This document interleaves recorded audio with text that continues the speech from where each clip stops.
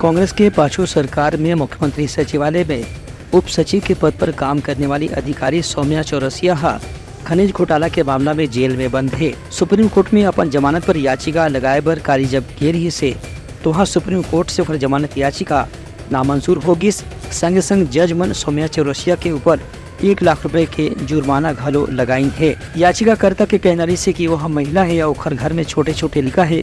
एक स्थिति मामले में बहुत लंबा समय तक जब जेल में रहना पड़ी वह परिवार की देखभाल नहीं कर पाई। ये कारण न बता के वो जमानत याचिका लगाए रही से, लेकिन सुप्रीम कोर्ट की कहना रही से कि चूँकि मामला बहुत गंभीर है, ये मामला में कुछ IAS अधिकारी मन घलो जेल में हवे। एक स्थिति ऐसे मामला में उन्हें जमानत देना उचित नहीं हो ही। फिलहाल ये मामला में अभी सुनवाई चलत है।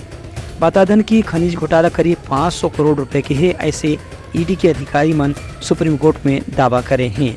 Bureau report, Uttarakhand news.